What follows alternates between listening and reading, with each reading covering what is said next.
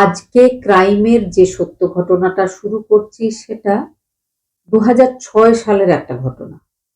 ঘটনাটা ঘটেছিল 28 আগস্ট 2006 সালে পশ্চিমবঙ্গের রাজধানী কলকাতা শহরে।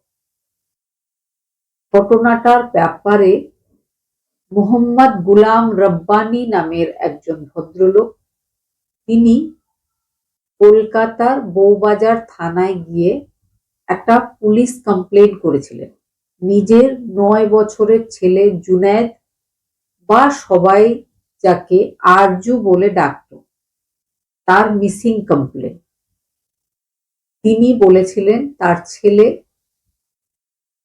দুপুরবেলায় 3টের সময় নিজের বাড়িতে বসে টিভি দেখছিল।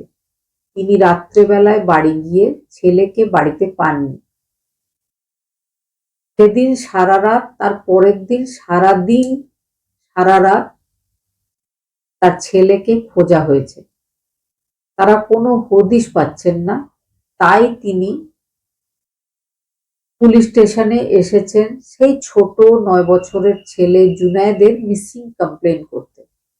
পুলিশ মোহাম্মদ গুলাম রব্বানীর কাছে ছেলের ব্যাপারে আরো বিস্তারিত জানতে চায়। জুতো ব্যবসায়ী ভদ্রলোক, তিনি যেগুলো বলেছিলেন সেগুলো হচ্ছে, তিনি বিহারের বাসিন্দা। বিহারের একটা গ্রামে তার ফ্যামিলি থাকে, তবে তিনি ব্যবসার উদ্দেশ্যে কলকাতা শহরে এসেছিলেন। বেশ বড় ব্যবসা তার, বেশ কিছু বছর ধরে তিনি এখানেই থাকেন। তার একটা বড় জুতোর গোডাউন রয়েছে, একটা রবীন্দ্র সরণিতে দোকান রয়েছে। সেই দোকানে তিনি থাকেন সারাদিন। তার দোকানের কর্মচারী হিসাবে থাকে তার নিজের বড় দাদা মোহাম্মদ তসলিম, তার ছেলেরা। মোহাম্মদ গুলাম রব্বানীর একমাত্র ছেলে, নাম জুনেদ, তাকে বছরখানেক আগে বাবা শহরে রেখে ভালোভাবে পড়াশোনা করাবার উদ্দেশ্যে বিহার থেকে নিজের সাথে এনে রেখেছিল। একটা ভালো স্কুলে ভর্তিও করেছিল। ছেলের বয়স 9 বছর। সে স্থানীয় একটা বেসরকারি স্কুলের ক্লাস 4-এর ছাত্র। সে প্রত্যেক দিন স্কুলে যায়, স্কুল থেকে ফিরে এসে নিজের বাবার দোকানে বসে খাবার খায়। বাবার সাথে খাবার খাওয়ার পরে সে একাই নিজের বাড়িতে ফিরে আসে। বাড়িটা দোকান থেকে মাত্র 100 মিটার মতো দূরে। বাড়িতে আসার পর আশেপাশের কিছু বাড়িতে তার বেশ কিছু বন্ধু বান্ধব রয়েছে।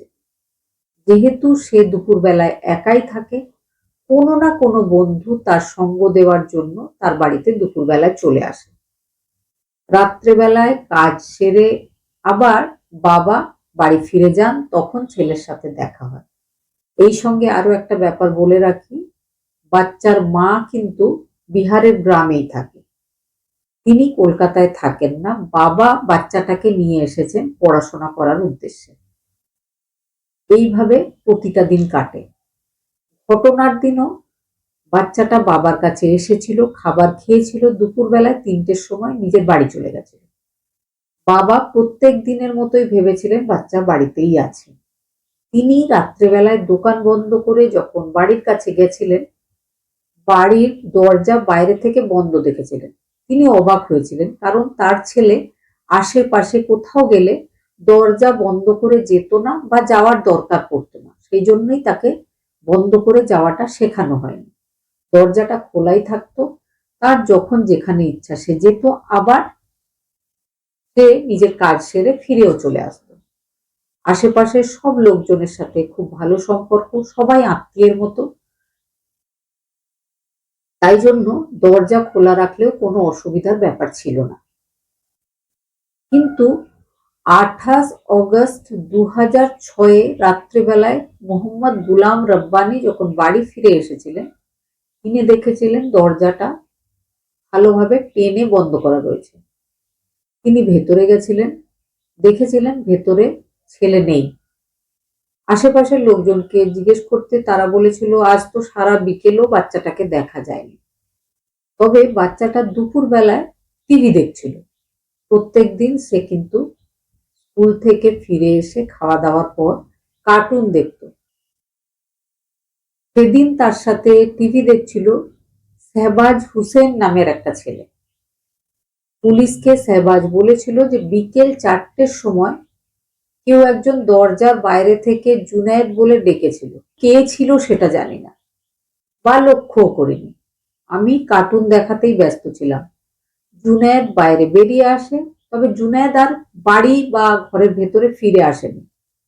বেশ কিছুক্ষণ আমি একাই বসে টিভি দেখছিলাম। তারপরে আমার বাইরে খেলার সময় হয়ে যায়, তো আমি টিভিটা বন্ধ করে ঘরের দরজাটা বাইরে থেকে টেনে দিয়ে চলে যাই খেলা করতে। তারপরে আমি নিজের বাড়ি চলে আসি। আমি খেয়াল করিনি যে জুনায়েদ আর আসেনি। তবে হ্যাঁ, জুনায়েদ কিন্তু বাইরে চলে যাওয়ার পর আর ফিরে আসেনি। পুলিশ তদন্ত করতে গিয়ে বুঝতে পারে যে নিশ্চয় কেউ পরিচিতই ছিল যে জুনায়েদকে ডেকে নিয়েছিল। না হলে জুনায়েদ সহজেই বেরিয়ে যায়, আবার তার সাথে কোথাও একটা চলে গেছে, জুনায়েদকে আর খুঁজে পাওয়া যাচ্ছে না। তাহলে এর পেছনে হয়তো খুব পরিচিত কেউ রয়েছে। পুলিশ কিন্তু প্রতিবেশীদের কাছে বা দোকানের যে কর্মচারীরা, আশেপাশের দোকানে যারা থাকে, সবার কাছে জিজ্ঞাসাবাদ করছিল। হঠাৎ করে নেক্সট ডে জুনায়েদের খুড়তুতো দাদা, জুনায়েদের বাবা গুলাম মোহাম্মদের দাদা মোহাম্মদ তসলিমের যে ছেলে 23 বছর বয়সী নরিন বাড়িতে কাঁদতে শুরু করে। কাঁদতে কাঁদতে নিজের কাকা গুলামের হাত ধরে বলে যে তোমরা আরজুকে খুঁজো না, আমি তাকে মেরে ফেলেছি, সে আর বেঁচে নেই। মেরে ফেলার পরে তাকে গঙ্গার মাঝখানে নিয়ে গিয়ে ফেলে দিয়েছি। পুলিশকে জানানো হয় ব্যাপারটা। পুলিশ তাকে অ্যারেস্ট করে নিজের সঙ্গে নিয়ে যায়, শুরু করে তার জিজ্ঞাসাবাদ। সে শুধুই কাঁদছিল। কাঁদতে কাঁদতে সে বলে যে আমি পাপ করেছি, আমি খুব ভুল করেছি, আমাকে শাস্তি দেওয়া হোক। আমি আমার ছোট ভাইকে মেরে ফেলেছি। আমি তাকে দুপুরবেলায় ডাকতে গেছি, আমার সাথেই সে গেছিল, তারপরে আমি তাকে মেরে ফেলেছি। পুলিশ তাকে জিজ্ঞেস করে যে কেন তুমি এই ঘটনা ঘটালে। তারপর যে ব্যাপারটা সে পুলিশ টিমকে জানিয়েছিল সেটা হচ্ছে জুনায়েদের বাবা হচ্ছে জুতোর একটা হোলসেল দোকানের মালিক। প্রচুর ধন সম্পদ রয়েছে তার। সে বিহার থেকে কলকাতায় এসে জুতোর একটা বড় ব্যবসাদার হয়ে গেছিল। তারপরে নিজের দাদাকে, নিজের ভাইপোকে, নিজের আরো কিছু আত্মীয় স্বজনকে নিয়ে এসে নিজের জুতোর ওই হোলসেল দোকানে কর্মচারী হিসাবে রেখেছিল। তার একটা জুতোর বড় গোডাউনও ছিল। কিন্তু নওরিনের বাবা সবাই ছিল দোকানের কর্মচারী। তাদের কাছে খুব বেশি টাকা পয়সা ছিল না। নওরিনের এক বন্ধু ছিল পাড়াতে, তার নাম ছিল ফৈয়াজ, বা তাকে সবাই বিকি বলে ডাকত। একদিন বিকির সামনেই জুনায়েদ বা আরজুর বাবা মোহাম্মদ গোলাম রব্বানী নিজের ভাইপো নুরায়নকে একটা ছোট্ট ভুল করার জন্য গালে চড় মেরেছিলেন। দোকানের অন্যান্য কর্মচারীরা ব্যাপারটা দেখেছিল। সেই সময় কিন্তু নুরায়ন ব্যাপারটাকে ভুলে গেছিল। মাঝে মাঝেই সে আর বিক্কি বসে বসে গল্প করত যে কিভাবে অনেক বড়লোক হওয়া যায়, কিন্তু বড়লোক হওয়াটা অত সোজা না, টাকাটা পাবো কোত্থেকে। বিক্কি বলে যে বড়লোক হওয়াটা অত কঠিনও না, একটা কিডন্যাপ করব, র্যানসাম হিসাবে 20 লাখ টাকা চাইবো, 20 লাখ টাকা পেয়েও যাব, যাকে কিডন্যাপ করেছিলাম তার কোনো ক্ষতি করব না, তাকে ছেড়ে দেবো, কোনো পাপও হবে না, টাকাও এসে যাবে। তখন হাসতে হাসতে নওরিন বলে কিন্তু কাকে কিডন্যাপ করব। তখন নওরিনের যে বন্ধু বিক্কি, সে বলেছিল তোর খুড়তুতো ভাই আরজুকে কিডন্যাপ করব। নওরিন রাজি হয়নি। বিক্কি কিন্তু তাকে রাজি করিয়েছিল যে আমরা কোনো ক্ষতি করব না, আমরা তো বাচ্চাটাকে চিনি, বাচ্চাটা চিৎকার চেঁচামেচিও করবে না, আমাদের সাথে চলে যাবে। তারপরে তোদের যে জুতোর গোডাউন আছে সেখানে তাকে কিছুক্ষণ রেখে দেবো, তার বাবার কাছে 20 লাখ টাকা চাইবো। তার বাবার যেহেতু ওটা একমাত্র ছেলে, তো সে 20 লাখ টাকা দিয়েও দেবে। তারপরে টাকাও পাওয়া হয়ে যাবে, তাকেও আমরা ছেড়ে দেবো। ব্যাপারটা নরিনেরও পছন্দ হয়ে যায়।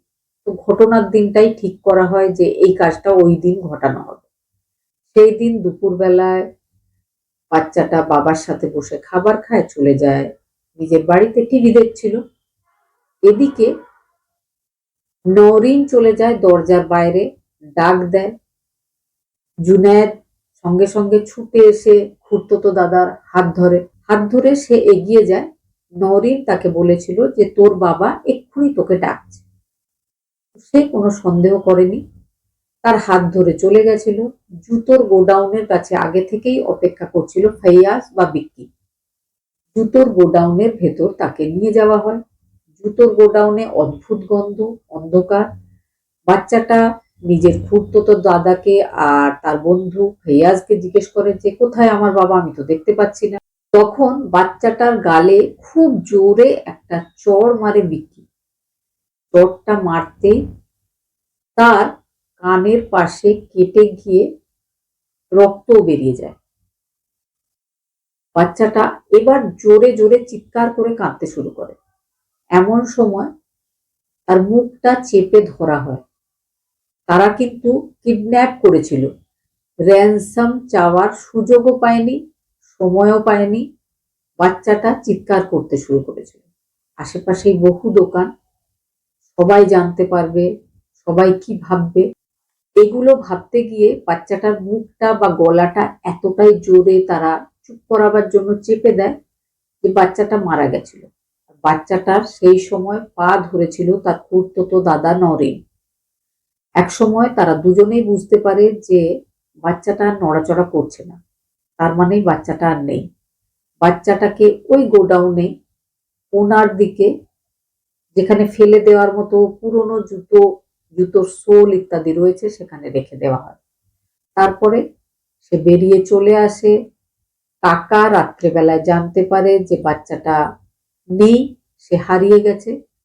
সারা রাত, তারপরে সারা দিন খোঁজা হয় বাচ্চাটাকে। 30 তারিখে বাচ্চার বাবা পুলিশ স্টেশনে গেছিল। 30 তারিখেই আর্লি মর্নিং পুরো 36 ঘন্টা বাচ্চাটাকে ওই গোডাউনে লুকিয়ে রেখে দেওয়ার পর আর্লি মর্নিং একটা বস্তায় বাচ্চাটাকে বেঁধে ফেলা হয়। সেই বস্তাতে বাচ্চার সাথে আরো বেশ কিছু নষ্ট জুতো, সোল ইত্যাদিও ভালোভাবে প্যাক করা হয়। বেঁধে ফেলার পরে একজন কুলিকে ডাকা হয়। কুলির মাথায় তুলে দেওয়া হয় ওই বস্তা। সেটাকে নিয়ে গিয়ে তোলা হয় একটা টানা রিক্সাতে। সেই রিক্সাতে সেই বস্তাটা নিয়ে সোজা চলে গেছিল নরিন আর্মেনিয়াম ঘাটে। সেখানে একটা লঞ্চে উঠে গঙ্গার মাঝখানে গিয়ে বস্তাটাকে ফেলে আবার নিশ্চিন্ত মনে ফিরে এসেছিল। পুলিশ টিম তাকে জিজ্ঞেস করে যে ঘটনাটা তুমি আর তোমার বন্ধু ফেয়াজ দুজনে মিলে ঘটিয়েছিলে, তাহলে তুমি একা বডিটাকে নিয়ে গঙ্গায় গেলে কেন, তোমার বন্ধু কোথায় গেল? তখন নরিন বলে যে যখনই আমার খুড়তুতো ছোট ভাই মারা যায়, সঙ্গে সঙ্গে বিক্কি গোডাউন থেকে বাইরে বেরিয়ে চলে যাচ্ছিল। আমি তাকে বলি এই তুই চলে যাচ্ছিস কেন? তখন সে ছুটে বেরিয়ে যেতে যেতে বলেছিল ও তোর ভাই, এবার তুই সামলা।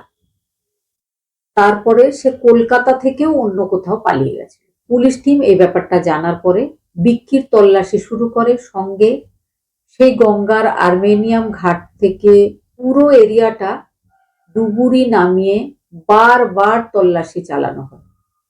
কিন্তু সেই ছোট্ট জুনায়েদ বা সকলের প্রিয় আরজুর বডি আজ এই পর্যন্ত কেউ খুঁজে পায়নি।